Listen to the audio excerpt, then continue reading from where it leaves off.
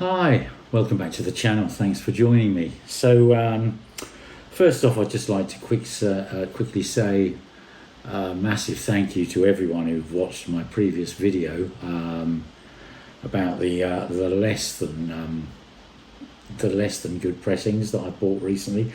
That's by no means all of them, and clearly from the viewing numbers and new subscribers, it's one of my most successful videos ever. So I will be doing more of these, and probably what I'll do is I'll sort of do one every 4 weeks or something like that, so just to do a roundup of less than good records. And I've already got some kind of useful feedback, new information relating to the last one.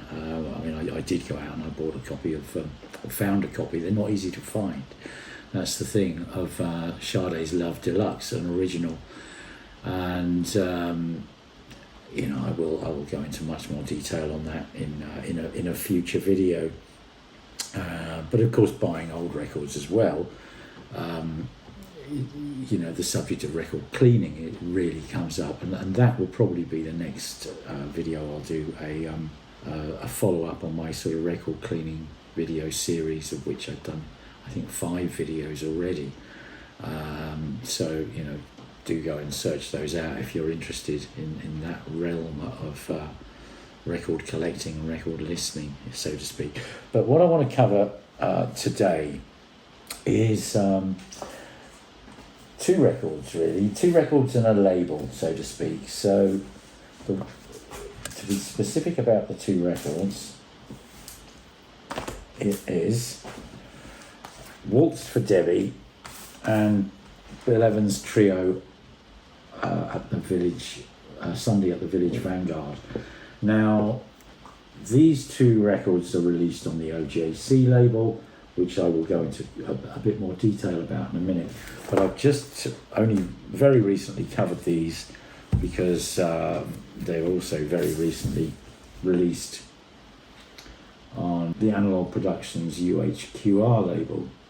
And I did some videos on these where I compared Waltz to Debbie to my tape project master tape copy, which is about as good as you're going to get in terms of a reference.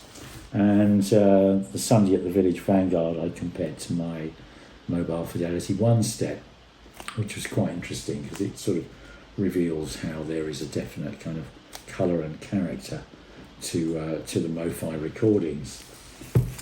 So these two records here, they are very, very lovely, very, very worthwhile reissues, but the retail price on these in the States, so that's obviously without taxes and shipping, is $150 each. Here in the UK, they're anything up to £200 each. That's a lot of money for a record, but what I'll hope to go through in here is you do get what you pay for. But these in the US, I think $38.90 or something like that, without taxes. Here in the UK, I think I found them for about £55, Inc. taxes. So they're between a third and a quarter of the price. It's clearly a heck of a lot more affordable. So what are these things about? Because OJC is a label that I've been aware of since the 1980s, but back in the 80s, I think it was launched by Fantasy Records, who was an outfit who bought, amongst others, Prestige and I think Riverside Recordings and quite a few other labels. And they were using this brand of OJC to reissue, sort of titles on their catalogue. Now, as it happens, particularly Prestige has got some of my favourite jazz recordings of all time. It was possibly my favourite era of Miles Davis. And I'll just show you, I'll just grab a few other records here. So this sort of era of Miles Davis, the steaming working, relaxing, etc. Just phenomenal titles.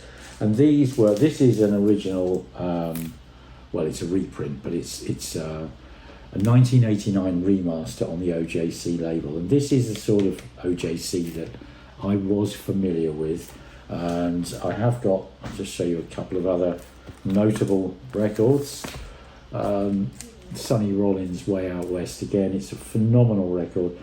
Now, it's all very well, me saying and others saying that, oh yeah, you've got to get the original is the best. Often, very often, that is the case, of course, but, I've got, here we are, here's another example, working with the Miles Davis quintet, I've got an original of this. Now, it's, this is only in VG condition, I'd say VG plus. Sounds phenomenal, but this is going to cost hundreds if you can find a mint one or a near mint one, hundreds and hundreds of dollars or pounds. So it's just saying, oh yeah, you've got to get an original, and that's hundreds and hundreds and hundreds if you can find a mint original or near mint original or VG plus. So there just aren't that many of these out there still. They've got played and they got trashed. So when this came out, which is, I would say it's a really, really, really, really good modern revisitation of this record. And of course this is the first of this new brand of OJC or new generation of OJC. Now, this is recorded released on the Craft Recordings label. Now, the Craft is a division of Concord, as is Fantasy. So it's all kind of coming out of the same stable. But in this instance, they're revisiting these and they're taking the original master tapes and they give them to Kevin Gray at Coherent Audio. And as regular listeners will know, Kevin Gray is without a doubt one of my favourite all-time mastering engineers, cutting engineers, and he's done an exceptional job on this. And so for $40, £50 thereabouts, this is a really, really, really great reissue. Is it as good as the original? Well, arguably no. But how much would a mint? Because this is brand new, of course. How much would a mint original cost? Well, you find one. That's the first answer I'd say to that. And then if you do, you're going to be talking hundreds. I mean, it really is name a price because there just aren't mint ones out there, or virtually aren't. So these things are really valid. And as I say, I've got this Sonny Rollins, which is again that's on the earlier OJC kind of generation, and it's good. It's as much as I can afford at the moment, but this is on the schedule to be released later this year, or redone later this year, and that is an absolute dead cert that I should be buying that. And it would cost about $40-50 or so. Great. So I'm just going to come back to these two. So there's two phenomenal albums. They kind of go as a pair. Anyone who knows them, anything about Bill Evans or Scott LaFaro, his bassist, who died tragically about 2 weeks after these recording sessions, and they are sort of recorded, it's pretty much Saturday and Sunday night at the Village Vanguard, and they're live, incredibly beautiful, natural, just captivating recordings. So what do you get for your $40 versus what you get for your $150? Well, the $150 versions, the UHQRs, they're cut at 45 RPM, and they're on Clarity vinyl, the very, very best vinyl that According to Analog Productions, I completely agree with them. It's the best vinyl I've come across. It's got a beautiful kind of sweet, natural quality to it. It's deathly quiet background. It's just beautiful. And obviously, as you can see, you've got a very fancy box, and you've got wonderful covers and inserts and all the rest of it. So there is an absolute no holds barred kind of throw everything at it to make the very, very best issue you can for $150 kind of approach here.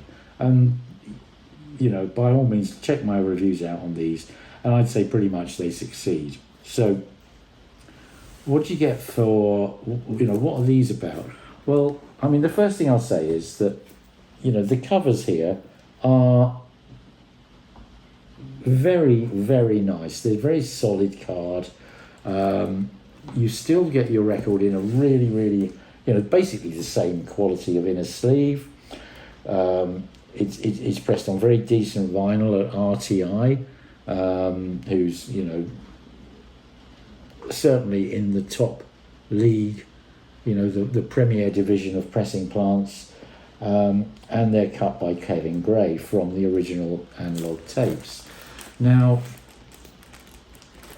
I played these over and over again, and with my wife and with friends who are recording engineers, and there is no question that these are, really, really solid, really listenable, really, really good reissues. Are they as good as a mint original? Well, I haven't got a mint original to compare it to. Obviously, I've got the tape of Waltz for Debbie. And it's clearly not as good as that, but then nor's the UHQR, and nor would any vinyl thing be. But I don't think you could buy this, and you're not going to buy this and think, oh God, this is it's not engaging, it's not good, it's just it's been digitized, it's fudged up in the time domain. You won't have any of those issues. This is really precise, really clear. Really detailed, and I will get into the sort of the differences in a minute, but I just want to I want to big these up really, because they are absolutely solid. One of the people who joined me with listening to these record producer, put in an offer, said, can I buy them off you, put it like that, so there is no question they're a hit, and there is absolutely no question I could live quite happily with either of these as my only copy. I know that there's a tape version of Waltz to Debbie, which I happen to have, which is even better, but you're not listening to these aware of limitations, and that's very much what you get with this. Now, are the UHQRs actually better? I kind of hear you ask, because you'd think that maybe they aren't. Well, yes, they are better, but it is, and it's very clear. It's not like you're sat there thinking, oh, which one am I listening to? It's quite obvious which one you're listening to, because they do sound quite different. And basically, I would say that the OJCs are very, very slightly brighter. Now, they're not overly bright. That's the first thing I've got to say. They're not overly brighter, but they are brighter, and some people might actually prefer that. Okay, so on a immediate, initial, sort of superficial level, these may even come across as a little bit tighter and a little bit crisper. Okay, and if we're playing devil's advocate, you could say, oh well, these ones sound a little bit veiled or a little bit soft. And I can understand if someone did say that and did feel that initially. But play it 2 or 3 times, and I think it really starts to work out what's going on. And it's about we're talking Bill Evans here, and Bill Evans Trio specifically, which are just phenomenal. Paul Motion on drums, Scott Farrell on bass. Now, if we take track My Romance, right, which is the second track of side 2, you kind of start off. Bill Evans is in the right channel, very much so, But before anything, you're in the room and you can hear the sort of the background, sort of just the hustle and bustle of people sort of, you know, shuffling around in their chairs, thinking, you know, talking quietly to each other, picking up their glasses. Now, in a way, that's almost clearer on the OJC, but on the UHQR, it's kind of more real because it's more in the background and there's more of that air of the venue, and it's almost like the very, very, very, very finest thing, like, you know, not the chinks of the glass and the sort of murmurings, but the air of the venue, that kind of just the background kind of, you know, stuff. It's almost like that's been erased on these, you know, and of course, you know, the background noise of the vinyl is you know, it's in the Premier League of quality, these things, but it's not in a UHQR league of quietness in the background. So there is that sort of slight, it's not kind of like a veiling, it's just like a hollowness or a thinness where you miss the very, very subtlest clues. And what I want to talk about here, I think this would be a perfect picture to have up here, but if you've got Bill Evans playing, right, it's like you can hear quite easily on the OJCs every single finger pressing down on every single key at that moment when he plays each key, you know, whether it's in a chord or in a, you know, sort of a little run, whatever you call it. And the same on the bass, you can kind of, you know, you get that leading edge of every single note. What you suddenly realise is with the UHQR is you've got that, but with the UHQR you also get, you know, so instead of like, you know, with on this one it's like, you know, ding ding ding ding ding. On the UHQR it's ding ding, but you can tell, literally you can tell every single, you know, like I said, every single finger pressing on every single key. But on the UHQR, what you get is when that finger is lifted off that key, okay? And whether he's pressing like the, I don't know, the, you know, the loud and the soft, the sustain or the damping or whatever they are, pedals. But you get that. And what that does is, it's almost like, this is almost like at a subliminal level. You're not really overtly conscious of this. So, like I said, on first listen, maybe on a sort of a more medium-fi system, you might think that kind of extra brightness translates as extra dynamics or extra sort of punch. I don't think it does, but I can imagine how you could kind of read that or perceive that like that. But with the, you know, the overriding difference between the two, and both of them are phenomenal, right? But the overriding difference is with the UHQR, you're just within you know, within a minute or two of each side, you just sort of, you are just absolutely drawn into the music, and you end up, you're sort of put into this zen-like space. It's so calm, it's so kind of just meditative, and I think what that is because you are, you know, you're subconsciously, you're not just listening to every key press, ding ding ding, you know, which is all very impressive and sort of, you know, great, hey, you know, pace, rhythm and timey kind of thing, but you're listening to each of those key presses with a beautifully weighted sort of delineation between how, you know, it's whether it's the piano or the bass strings or the drums and the sort of all the brushes, you know, the sticks or brushes and but it's that the way things are lifted off. And I talk about this quite a lot because I think it's something that as you get better and better hi-fi systems, that's what you got. That's the kind of thing that you become aware of. And it's not about that initial kind of punch and snap of a very impressive sort of all there's a lot of hi-fis like that are sort of tuned and led very much towards the leading edge of notes, because it kind of superficially makes them sound exciting. But what really gets me, I think, is when it's actually how those notes end. And I think that's what makes a piano player like Bill Evans. It's that touch and that feel and that way that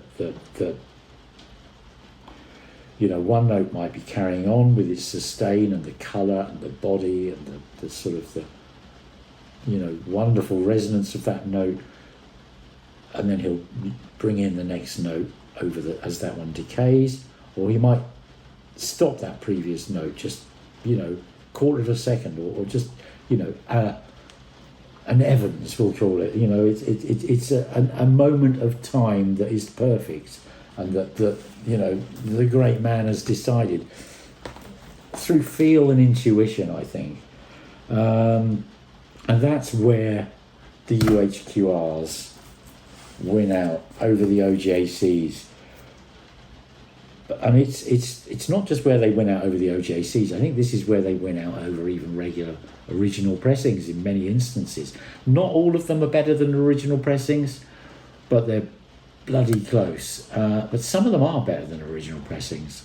And, it's that nth degree of resolution that's what you're paying for in things like these.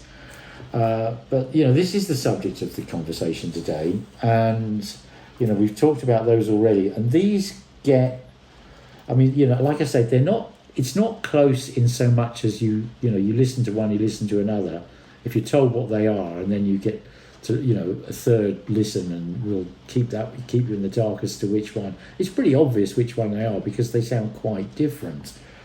But these have got all the essence of the original and are really, really, really phenomenal, superb reissues at a very reasonable price, and I cannot recommend them highly enough. And as I say, I've bought. I haven't even opened these yet, but I've bought these albums just because I don't have a copy of Eastern Sounds on vinyl, and an original would be well over 100, probably £200 to get one in decent condition. So 38 odd quid, nice. Here's an example that I bought this one from a local record shop. I had to get them to order it, but it's £38. It's not too much money. Thelonious Monk and John Coltrane. Again, I haven't got around to that one yet. And this one I bought. I actually bought specifically to do a video as an out of interest, because I do have the tape project tape of this. So again, it's going to be an interesting comparison. But these things are, for what they cost, they are absolutely unbeatable. And it's similar money to the kind of, the Prestige series or the Impulse series or the Verve series analog production titles, many of which were, Preston RTI, cut by Kevin Gray or Bernie Grumman or cutting engineer of that ilk from the original tape. So and cost $40. So I just really wanted to say that, show these out as a shining example, because I know that an awful lot of people would think $150, £200 for a reissue, an audiophile reissue. What a load of rubbish! What a ridiculous thing! And it's like buying a Koenigsegg or a McLaren sports car or a Ferrari or something. Yes, they're ridiculously expensive, but there's a reason why they're expensive. It's the amount of effort and care and attention to detail and passion and engineering that goes into them. A Ford Fiesta will still get you to the shops. These old OJCs, they'll still get you to the shops, but these will take you to the shops with, you know, passion, enjoyment, style. They just won't, you know, excel quite like a UHQR. So again, get back to the specific subject of this. Bill Evans Trio, 2 titles here on OJC, Original Jazz Classics, and I think, you know, you can tell these new ones which are released by Craft Recordings. As I say, it's all part of Concord Music Group, but these ones with this obi strip, this sort of grey silver obi strip, and the Craft Recordings logo down there, they're the ones to seek out. They're all cut by Kevin Gray from the original analogue master tapes, and they're all pressed at RTI. And from my experience so far, they are all an absolute hit. So, you know, modern reissues that are absolutely worth the money and absolutely worth running out and buying. And next week I will talk to you about record cleaning, hopefully, if things go according to plan, and you know, which is an awful lot more relevant if you're buying old originals, like I talked about last week. Okay, thanks very much for watching. Thank you again to all my new subscribers. It's I think I had 200, 300 new subscribers in the last week. That's just crazy. And currently about 16,000 views on my last video. So, you know, I know I said previously, I don't really like doing, you know, negative reviews, but I guess they put these in context. But at the same time, it's, you know, I mean, I just want to, you know, I'm just sharing my feelings here. I want to tell you the truth, and you know, without a spoiler alert for probably the week after next video, I have bought that, you know, found an original Sade Love Deluxe, and I absolutely don't regret buying it. Okay, so we'll talk about that in a future video. Thanks again. Bye for now. Okay, bye.